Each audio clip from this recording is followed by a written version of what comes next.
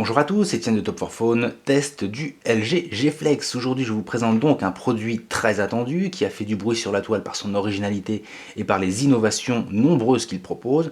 Ce LG G Flex porte bien son nom, rien que par l'aspect il se différencie déjà immédiatement de la concurrence. On peut dire que LG a frappé très fort cette année en nous proposant que le top. Après la sortie du LG G2, testé et approuvé d'ailleurs par Sensei Marco, bien entendu vous pouvez retrouver le test complet sur le site et la chaîne YouTube. Il y a eu aussi la tablette LG G Pad que j'ai eu l'occasion et le grand plaisir de tester moi-même et qui est un gros coup de cœur, est un excellent rapport qualité-prix. Le constructeur coréen nous a présenté officiellement mardi dernier, donc mardi 10 décembre, cette nouvelle bête de course qui vient agrandir et renforcer la famille des produits de série G. Ce G Flex n'est pas encore commercialisé mais devrait a priori sortir au mois de février 2014 d'après les informations que nous avons pu glaner, avec un premier mois d'exclusivité commerciale pour Orange. Nous n'en savons pas plus concernant le prix, même après avoir un peu cuisiné le chef de produit LG qui s'appelle Alain, très sympa d'ailleurs, qui n'a rien voulu me lâcher. Il a néanmoins donné quelques indices en avouant que le G Flex se situerait au niveau de prix des smartphones haut de gamme du moment. Ok, donc on sait déjà que ça va coûter cher. Après un petit jeu de cache-cache et d'interview, il apparaît clairement que le téléphone sera à plus de 700 € et a priori proche des 800. Alors attention, rien n'est gravé dans le marbre, mais quoi qu'il en soit, ce ne sera certainement pas le smartphone accessible pour monsieur tout le monde. Alors pour le coup, quelles sont ces grosses nouveautés? Déjà cet écran incurvé, dont vous avez déjà entendu parler, cette coque arrière qui s'auto-répare, ouais, vous avez bien entendu, un peu à la genre cheerleader de la série Heroes. Ça a l'air tout simplement miraculeux, nous allons voir si c'est vrai. Chez Top4Phone, donc justement, nous étions particulièrement curieux de pouvoir essayer ce produit un peu alien. Pour le coup, nous avons pu avoir un exemplaire, mais non finalisé, donc le voici, non finalisé à 100%, donc c'est un prototype. La version finale sera peut-être sensiblement différente, notamment pour la partie software. Pour le reste, écoutez, ça serait ça, normalement, ce que vous êtes en train de voir là, devant la caméra. D'ailleurs, vu l'étiquette à l'arrière, comme vous pouvez voir ici, il y a de fortes chances, il est fort possible que j'ai la version coréenne. Alors nous allons rentrer tout de suite dans le test, je ne vais pas vous faire attendre plus longtemps, comme à chaque fois, donc le test démarre avec une analyse de l'aspect esthétique, écran, design, finition, le hardware, en gros ce qu'il a sous le capot, l'aspect software évidemment, l'OS, le système d'exploitation, donc son éventuelle surcouche, est-ce que ça vaut le coup? Nous allons aussi voir comment le G Flex se comporte à l'utilisation avant d'arriver à l'inévitable conclusion, est-ce que chez Top4Phone on vous le conseille ou non? Alors tout d'abord, l'esthétique, comme vous pouvez voir, 1, 2, 3, ça y est, j'y arrive. Comme vous pouvez voir par rapport à ma main, donc voilà, un téléphone assez grand, ça y a pas à dire, on peut même dire un phablette. Alors, hauteur 16 cm, nous sommes là sur une largeur de 8,2 cm, une épaisseur d'un peu moins de 7,9 mm, ce qui par rapport à sa taille en fait un téléphone vraiment plutôt fin, pour un poids de 177 grammes. Alors on va passer à l'analyse un petit peu esthétique de ce produit. Tout d'abord on va faire un tour du propriétaire. Alors quelque chose qui m'a étonné, c'est cet écran, tout d'abord, qui n'a quasiment pas de bords. Si vous regardez bien sur les côtés, les bords sont vraiment très fins. Tout a été optimisé au-dessus, en dessous, c'est vraiment impeccable. On a vraiment l'impression de n'avoir qu'un écran au niveau de la main, donc quelque chose de vraiment à la fois design et à la fois très classe, ça tient du miracle. La gestion de l'espace a été excellente, ce qui permet donc de pouvoir manipuler ce grand écran avec une prise en main relativement confortable. Et puis cet écran flexible, alors attention, quand on parle de flexibilité, ce serait plutôt du semi-flexible grâce à la technologie POLED, on va dire ça en anglais, POLED, P-O-L-E-D, qui permet donc cette relative souplesse de ce téléphone. Pour le coup, les touches d'interaction retour et home se font directement sur l'écran tactile, comme vous pouvez le voir ici, ce qui permet notamment une paramétrabilité largement plus importante concernant ces touches. Mais attendez, je vais vous montrer. On va aller dans les paramètres. Donc ça, quelque chose qui est sympa aussi dans les paramètres, c'est plutôt d'avoir un déroulé général de tous les paramètres possibles. Là, ça a été fractionné, donc par thématique, quelque chose de réfléchi, réseau, son, écran et général. Donc pour le coup, là, effectivement, ça concerne l'écran et les options touches tactiles que vous pouvez voir ici. Quelque chose de très bien pensé, puisqu'effectivement, notamment chez HTC, on a plutôt cette configuration-là, avec la touche retour qui est sur la gauche. Chez d'autres concurrents Android, nous avons la touche retour qui est sur la droite et donc le menu sur la gauche. Voilà, là pour le coup, pas besoin de se déshabituer, reprendre des habitudes, à vous de voir vraiment ce que vous voulez au niveau de ces touches d'interaction tactile. Vous avez même la possibilité de rajouter encore une 4e et une 5e touche, Donc celle-ci, vous pouvez voir ici, qui va permettre justement de tirer le panneau de notification directement vers le bas, ou alors celle-ci, voilà, la voici, qui permet de lancer la fonction Quick Demo. Donc voilà, quelque chose de très sympathique au niveau de la paramétrabilité. Voilà, sinon cet écran, bon bien entendu, comme on l'a vu, il est incurvé, hein, je vous le remontre bien, comme ça. On va pouvoir faire une petite démonstration tout à l'heure, ne vous inquiétez pas concernant cette éventuelle souplesse. Donc on retrouve les classiques bien entendu sur cette face avant, capteur de luminosité, de proximité, diode de notification et bien entendu la PN frontale. Tout est situé sur la gauche de l'écouteur qui est ici. Concernant maintenant le dos, l'arrière, alors la coque ne s'enlève pas. La coque ne s'enlève pas, nous n'avons donc pas accès à la batterie, c'est de l'unibody tout simplement. Le matériau, vous avez dû en entendre parler, est très particulier aussi et bénéficie d'un revêtement dit self-healing, en anglais encore avec mon accent extraordinaire, qui a donc des propriétés élastiques et qui permettraient en théorie de faire face aux rayures et agressions dues aux clés ou pièces que l'on peut avoir dans les sacs et les poches. Alors dans la pratique, eh ben, oui j'ai fait un test qui s'est avéré être, on va dire, à moitié concluant, je ne sais pas si on peut le voir ici.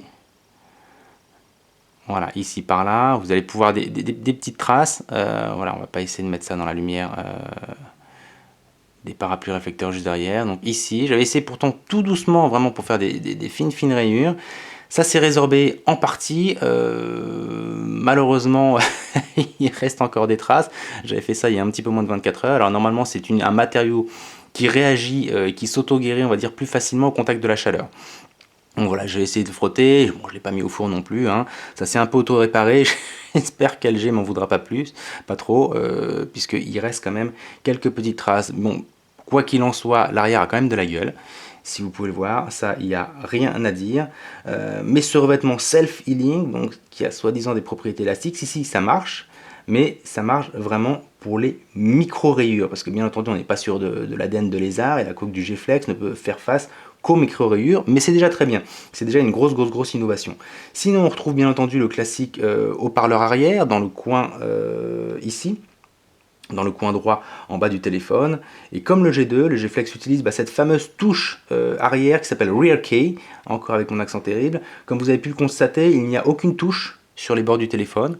Je vous montre ici, d'habitude on a effectivement les classiques touches de volume plus moins, le bouton power, déverrouillage, on-off, blablabla. Et bien écoutez, tout ça est mis à l'arrière de ce téléphone pour des raisons tout simplement pratiques et ergonomiques. LG y a mis le concept de Rear Key qui intègre donc les boutons de volume et de boutons marche-arrêt concentrés dans le dos du téléphone. Vous pouvez donc voir ça ici, vraiment très pratique, même s'il y a une petite phase d'adaptation au départ. Je vous avoue que les premières heures, j'avais tendance à chercher les boutons sur les côtés, comme sur la plupart des téléphones d'ailleurs. Et finalement, on s'y habitue très vite. Donc le bouton de déverrouillage que vous voyez ici, qui intègre d'ailleurs une petite diode de notification, luminosité plutôt, et donc les volumes plus et moins. Donc juste au-dessus, vous avez bien entendu la PN principale, avec sur le côté le flash LED, et ce que vous pouvez voir sur la gauche, qui est tout simplement de l'infrarouge, et ça c'est une bonne surprise. Donc on va faire le déroulé habituel, hein, je vous l'ai déjà dit tout à l'heure. Côté supérieur, alors micro-secondaire, a priori je pense que c'est ça, donc effectivement le petit trou que vous pouvez voir ici.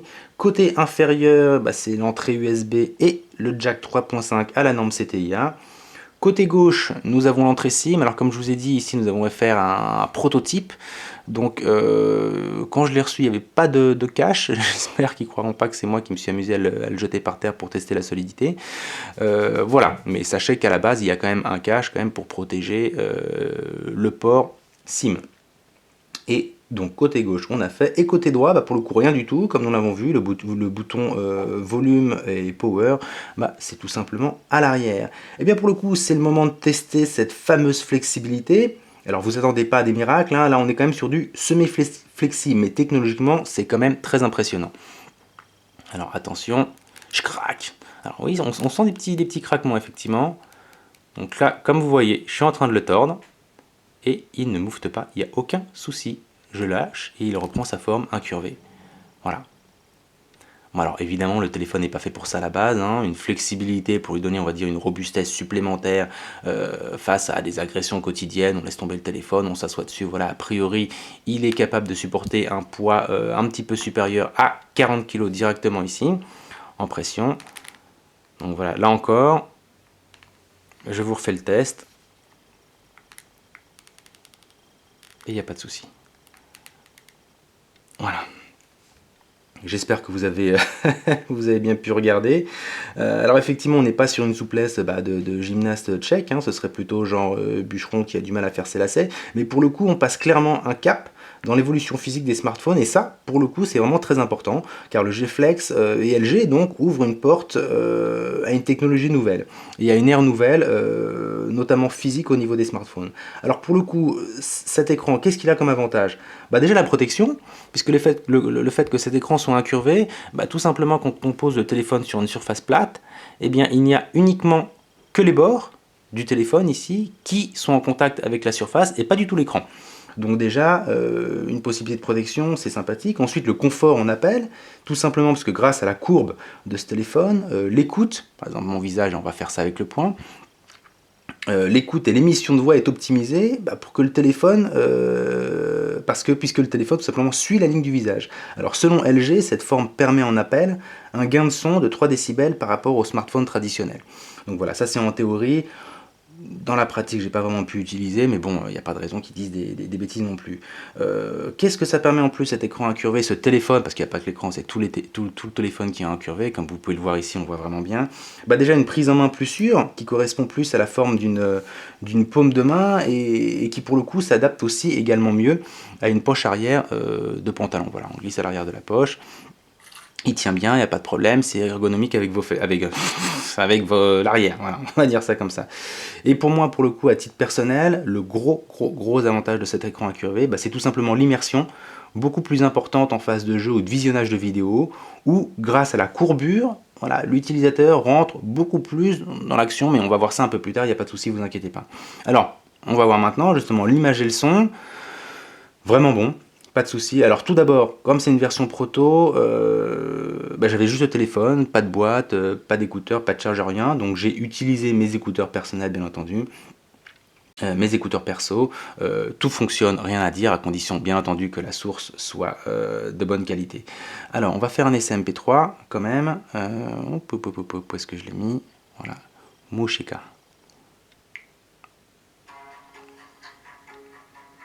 Alors bien évidemment, haut-parleur arrière juste ici, et le son, on n'est pas sur les côtés, on est ici sur un réglage du volume.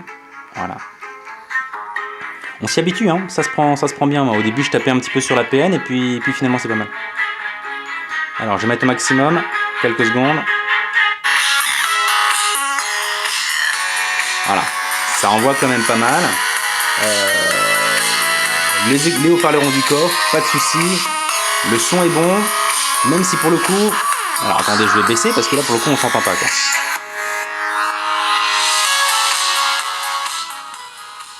Voilà, donc le son est bon pour moi, même si pour le coup je le trouve un petit peu plat, mais en jouant avec l'égaliseur on peut arranger tout ça sans problème, il n'y a vraiment aucun souci. Je vous remets un petit coup encore. Bon, ça on voit quand même, hein. Il n'y a rien à dire. Voilà, donc comme je vous ai dit, les écouteurs, ça va être la surprise lors de la vente, puisque pour le coup, moi, je n'y ai pas eu droit. Hop, on va enlever ça. Très bien. Sinon, concernant l'écran, ce fameux écran, alors là, tout simplement, on rigole plus. Regardez-moi ça, c'est beautiful. Il n'y a pas d'autre mot, c'est tout simplement magnifique. Un écran de 6 pouces. Et attention, la grosse surprise, j'étais le premier étonné que nous ne sommes pas sur une dalle Full HD, mais sur du HD simple, soit une résolution de 720p pour une densité de pixels de 320 ppi. Et pour moi, tout simplement, il n'y a pas besoin de plus. La dalle tactile, elle, regardez-moi ça. Elle est réactive, elle réagit instantanément, c'est vraiment beau. On va faire un essai tout de suite vidéo, vous allez tout de suite comprendre pourquoi j'adore cet écran. Alors, qu'est-ce qu'on va prendre? Hop, on va prendre celui-là. Pour le coup, les vidéos de base qui étaient sur le téléphone. On va recommencer du début. Regardez-moi la colorimétrie. Regardez-moi la luminosité. Alors là, effectivement, avec la caméra, ce principe d'immersion d'écran incurvé, on ne s'en rend peut-être pas vraiment compte. Vous me direz ce que vous en pensez. Mais voilà, moi qui l'ai testé, pour le coup, ce téléphone, je l'ai eu, c'est un peu un test express, parce que je l'ai eu à peine 48 heures. Mais je vous avoue que je vais avoir beaucoup de mal à le rendre. Regardez, les angles de vue sont juste extraordinaires. Si on fait abstraction bien entendu des reflets, il n'y a rien Nadir. C'est magnifique. Voilà, tout simplement. Bon, alors pour le coup, je sais qu'il y en a qui vont dire, bah oui, pourquoi il n'y a pas de Full HD? Écoutez, pour moi, du 720p, c'est plus que suffisant. Vous avez pu le voir déjà, vous le voyez encore. Et en plus, ça évite, côté technique aussi, je pense, de tirer inutilement sur une batterie. Donc un gain d'autonomie supplémentaire qui n'est pas négligeable, surtout pour un produit qui joue sur du 6 pouces. Donc voilà, là aussi certainement une des raisons de cette HD et pas du Full HD. Donc maintenant on va parler un petit peu performance.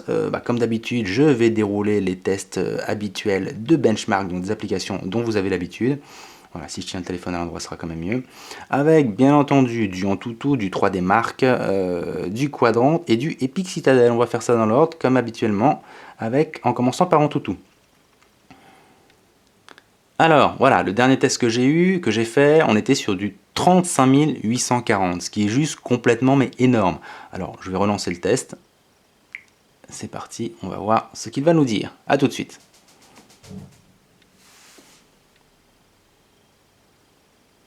Alors, ça y est, on a les scores. Qu'est-ce que ça nous raconte? MyLG D955, voilà, ça va être le nom technique, 35 310, voilà, un score juste extraordinaire qui présage de très très très bonnes choses concernant les performances à l'utilisation de ce téléphone. Donc juste au-dessus d'un Samsung Galaxy Note 3 et d'un Sony Xperia Z Ultra et du Xiaomi Mi 3 d'ailleurs, que je devrais vous tester quand je le recevrai. Merci, et qui est juste au-dessus du LG G2 aussi, qui a priori, notamment, normalement, a exactement la même configuration hardware. Voilà, alors voilà pour les scores d'Antutu. On va passer maintenant à Quadrant. Je vais juste, pour avoir quand même essayé de soulager au maximum la mémoire, un petit reset. Alors, Quadrant, c'est parti, à tout de suite. Ça y est, nous allons pouvoir voir les résultats. Et là, nous sommes, attendez que je regarde, que je m'approche, 19 979, on est quasiment à 20 000, ce qui est un excellent score aussi, qui confirme tout à fait le score que nous a fait le précédent application de benchmark Antutu. Alors là, vous voyez la différence avec le HTC One X, c'est juste complètement monstrueux. Écoutez, je vous propose de continuer avec la troisième application de benchmark dont vous avez l'habitude, Epic Citadel.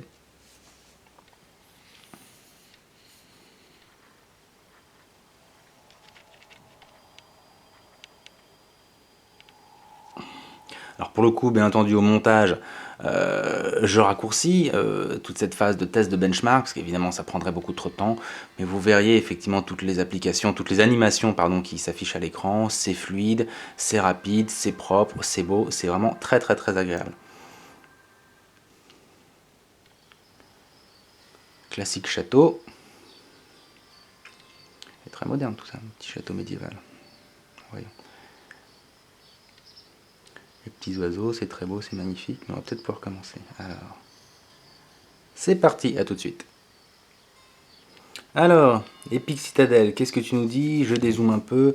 Résultat, FPS 57 images par seconde, ce qui est vraiment tout simplement génial et augure aussi des bonnes performances, au moins du côté graphique. Donc vous avez confirmation là pour une résolution HD Ready, donc du 720p 1208 par 720. Voilà, on va terminer maintenant avec le dernier test dont vous avez aussi l'habitude, 3D Mark, et ce sera le test, la version Unlimited, avec encore mon accent génial. Vraiment que je prenne des cours. Alors, on va soulager comme d'habitude le téléphone pour pouvoir optimiser au maximum les scores. 3D Mark.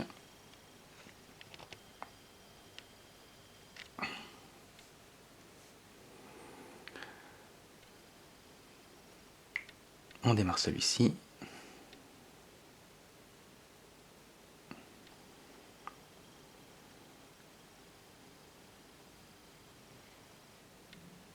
Et c'est parti.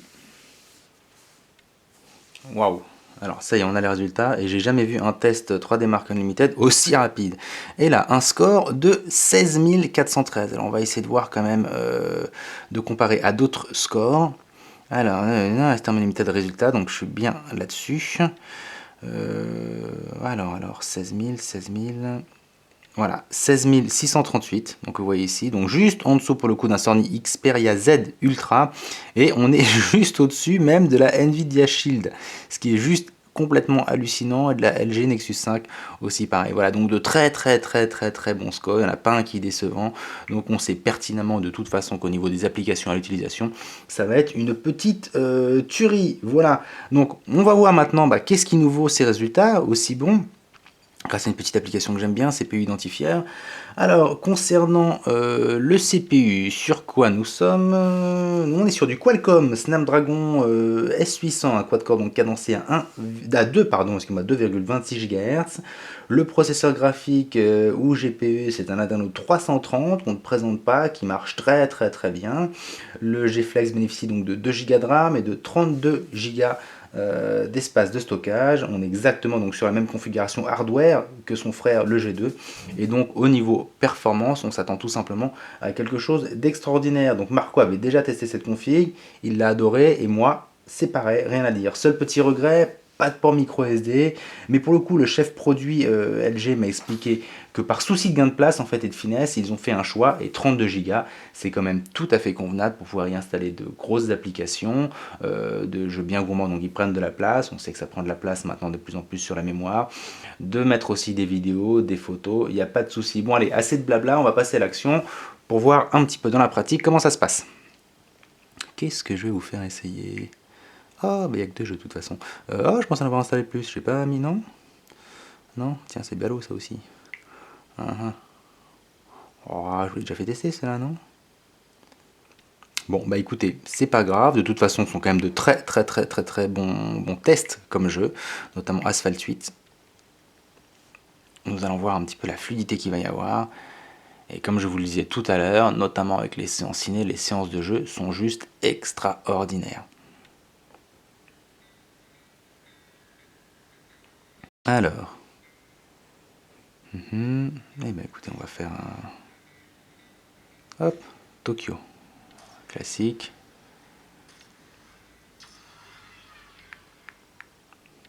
On va monter un petit peu le son. Seul truc qui personnellement, moi, me dérange un peu, notamment par rapport aux touches tactiles, c'est effectivement cette petite barre qu'on peut avoir ici, ou alors pour le coup en dessous, sinon ce qu'on a choisi. Mais bon, voilà, c'est vraiment histoire de chipoter. Regardez-moi cette taille d'écran, cette qualité d'image, c'est souple, c'est fluide, on peut envoyer valdinguer de la voiture, c'est génial.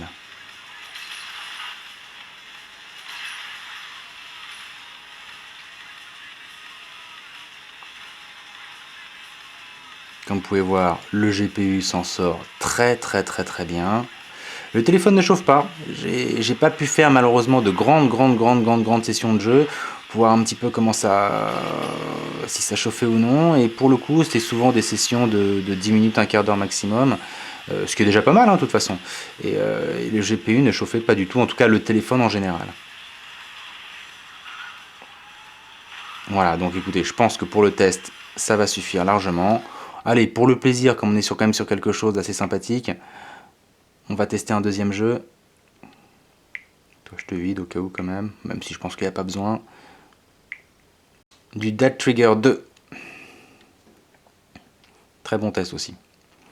Très bon test. Alors pour le coup, pour l'instant, je ne sais pas trop ce que vous en pensez. Moi, ça m'a conquis, vraiment. Que de jours durant lesquels j'ai pu tester cette tablette. Phablette plutôt, et j'aurais bien gardé une semaine, voire plus. Et malheureusement, je vais devoir le rendre. Mais c'est vrai que pour le coup, cet écran incurvé, je me disais quelle est vraiment son utilité? Est-ce que c'est juste, voilà, histoire de faire un déballage de nouveautés technologiques? Est-ce que ça va vraiment avoir une utilité? Et à l'utilisation, je peux vous dire que c'est vraiment flagrant. C'est vraiment flagrant. On ne voit peut-être pas très bien la vidéo, mais une fois qu'on l'a en main, on s'en rend compte immédiatement. Et puis 6 pouces, voilà, comme quelque chose de très grand, et vu l'encombrement du téléphone, LG a vraiment bien fait les choses. Regardez-moi ça, c'est juste extraordinaire. Oh mais t'es moche toi. Tiens, prends ça, ça t'apprendra. Voilà, donc là, bien entendu, toutes les options graphiques sont poussées au maximum.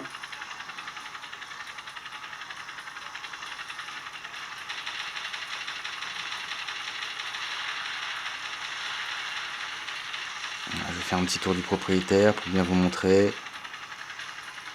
Ça ne rame pas, ça ne couine pas, c'est génial. Bon bah écoutez, je vais arrêter là, je pense que vous avez bien compris que effectivement au niveau des performances il n'y a rien à dire. Ce téléphone fait tourner toutes les applis du moment et c'est l'avenir en toute fluidité certainement, et comme vous avez pu le constater, cet écran en phase de jeu est un pur plaisir. Alors on va passer maintenant à la connectivité. Je vais dézoomer un petit peu, excusez-moi. Alors connectivité, que nous propose ce LG G Flex? Alors qu'est-ce qu'on a? Bah écoutez, tout simplement, on a de la 3G, on a de la 4G pardon, LTE, donc ça évidemment toutes les dernières technologies, du Bluetooth 4.0, du NFC bien entendu. On a aussi ce qu'on appelle la norme TDMB, c'est-à-dire c'est un système puissant qui permet de transmettre des services de radio ou de télévision, quelque chose, un système qui est très employé en Corée du Sud et qui a beaucoup de succès. On a du Wi-Fi bien entendu, bonne accroche, hein, assez sensible d'après ce que j'ai pu voir pendant ces 2 jours. Wi-Fi A, B, G, N, AC, de l'USB compatible 3.0. D'ailleurs je vous propose de faire un essai tout de suite, l'équivalent de l'OTG hein, bien entendu, avec bien entendu ce câble OTG et une clé USB qui est juste derrière. Hop. On attend quelques secondes. Il le reconnaît en quelques secondes, comme vous voyez, voir juste au-dessus. On va mettre ça, voilà, espace de stockage USB connecté. Plus qu'à aller ensuite maintenant dans un gestionnaire de fichiers pour aller voir directement ce qu'il y a. Donc stockage de masse USB. Voilà donc notre clé USB. Et voyez, impeccable, ça s'affiche. D'ailleurs, je pense que celui-là a aidé vous dire quelque chose. Qui veut voir Marco en string? Oh. Voilà, impeccable. Donc, et c'est concluant, c'est rapide, c'est clair, c'est net, il n'y a rien à dire. Ah, zut, j'ai débranché ça un peu comme un barbare. Bon, c'est pas grave. Voilà, donc concernant sinon l'accroche réseau, eh bien écoutez, j'ai pas pu insérer de carte SIM, tout simplement parce que j'y suis pas arrivé. J'ai failli casser une de mes SIM et puis pour le coup perdre de doigts au passage, ce qui je vous avoue, je m'aurais un petit peu quelque peu contrarié. Et comme je voulais pas non plus bousiller le téléphone, à presque 800 €, ça m'aurait aussi un peu chagriné. Je fais des boulettes, c'est vrai, si celle-là j'avais pu éviter, quand même ce serait bien. Donc désolé, sinon comme je vous avais dit l'accroche Wi-Fi est bonne, GPS, le test en extérieur capté en 30 secondes, super, très bien, donc il fait le boulot, vraiment rien à dire pour un téléphone comme ça haut de gamme. Concernant maintenant le système d'exploitation, là on attaque un gros morceau, donc comme d'habitude on est sur de l'Android Jelly Bean, bien entendu 4.2.2, retravaillé par LG, on va aller dans les paramètres, hop, général, à propos du téléphone, alors... non, c'est pas ça. Oh non, c'est moche. J'arrive même plus à le trouver. Voilà, version Android. C'est bien ça, 4.2.2 Jelly Bean, avec un petit cookie souris habituel, et ça aussi, dont vous avez l'habitude. Donc nous avons bien confirmation. Ensuite, bien entendu, il y a une surcouche Android retravaillée par LG de très belle façon. Vous avez pu retrouver en partie, notamment sur la G-Pad et sur le G2. Alors tout d'abord, vous avez la fonction Q-Theater, qui permet à l'utilisateur d'accéder rapidement aux photos, vidéos, YouTube, directement depuis l'écran de verrouillage. Et ça marche vraiment très bien et c'est assez impressionnant. Vous allez voir, hop, on met sur le côté, on sépare et voilà sur quoi on arrive directement. Et ça, c'est quand même très sympathique. Donc photos, vidéos, YouTube. Hop, photos, on va les mettre. Voilà, on arrive directement aux photos, quelque chose d'assez pratique, donc directement depuis l'écran de déverrouillage. On a aussi ce qu'on appelle le Dual Window, qui sépare l'écran donc de 6 pouces en 2 fenêtres distinctes, pour un mode multitâche confortable, grâce aux 6 pouces, et parfaitement fluide. Alors normalement, je crois, si je me souviens bien, qu'on y accède en laissant le doigt appuyé là. Voilà, exactement, c'est ça. Donc on va mettre par exemple, hop, YouTube, ici. Et on va mettre, qu'est-ce qu'on va mettre? On va mettre, bah écoutez, le gestionnaire des fichiers en bas. Voilà. Et qu'est-ce que nous avons? Nous avons pour le coup effectivement l'écran qui est divisé en deux, donc un multitâche, la partie supérieure pour une application et la moitié de la partie donc inférieure pour la deuxième application. Donc vous voyez ici, je peux parfaitement utiliser YouTube, il n'y a pas de souci, et là aller dans le gestionnaire des fichiers pour trouver, bah voilà, pour aller trouver ma musique, ce que j'ai téléchargé, des choses comme ça. Sachant que vous pouvez jouer aussi sur la largeur, sur la place que va prendre telle ou telle autre application. Voilà, divisé en deux. Donc plus ou moins la première, plus ou moins la deuxième. Et pouvoir aussi également inverser. Voilà. Tout simplement. Donc quelque chose de très pratique aussi. Donc ensuite on a juste appuyé sur les touches retour pour pouvoir les fermer les unes après les autres. Qu'est-ce que nous avons d'autre encore? Nous avons le Swing Lock Screen, voilà, donc qui modifie l'image sur l'écran verrouillé selon la prise en main du téléphone. Vous allez voir ça tout de suite. Quelque chose, bon, pas forcément très utile mais d'assez amusant. Donc, vous voyez, là je bouge le téléphone, je mets plutôt à plat. On va voir un effet d'eau. Très bien. Je le relève. Et voilà. Quelque chose d'amusant. Voilà, là c'est justement effectivement un petit peu amusant sans plus. Sinon, qu'est-ce que nous avons d'autre encore? Oui, effectivement, un système de balayage 3 doigts pour réserver les applis ouvertes sur le côté. Une sorte de gestion de multitâche amusante. Je vais vous montrer, hop, gestion des fichiers, les sites d'ouvrir ça. Mais ah non, mon Dieu, je vais faire autre chose. Je décide de le mettre sur le côté. Avec mes 3 doigts, je glisse sur le côté. Hop, comme vous voyez ici, l'application est stockée. Vous avez une petite icône de toute façon en haut qui vous le dit. La musique, par exemple, même chose. 3 doigts, on met sur le côté. Je vais vous prendre d'autres choses encore. Par exemple, le Play Store, le voilà. Même opération. On met sur le côté. Quand je veux récupérer ces applications, je fais la même manipulation, mais en sens inverse. Et j'ai les 3 fenêtres donc, qui ont été réservées, qui approchent. Et je n'ai plus ensuite qu'à choisir celle que je veux récupérer. On réserve à nouveau sur le côté. Voilà, je veux les récupérer à nouveau sur la droite. Et si je veux tout simplement les enlever, 1, 2, 3, voilà, c'est tout simple, quelque chose de très pratique donc, que nous avons retrouvé notamment sur le Gpad. Qu'est-ce que nous avons d'autre encore à part ce système de balayage 3D? Nous avons le knock-on, voilà, pour réveiller le smartphone de façon tactile, grâce au tactile. Donc là, effectivement, il y a cette touche classique, hein, power on-off déverrouillage, ou tout simplement avec un doigt, double tape, et il se réveille. C'est pas beautiful? C'est extraordinaire. Quelque chose de sympathique aussi, qui donne une alternative au déverrouillage à l'arrière du téléphone. Qu'est-ce que nous avons encore d'autre? Encore, attendez que je me rappelle, le Q-Slide, voilà, donc très sympa également à regarder. Alors, qu'est-ce que c'est? Le voilà. Je l'active, vous allez voir, tout simplement, je choisis la vidéo.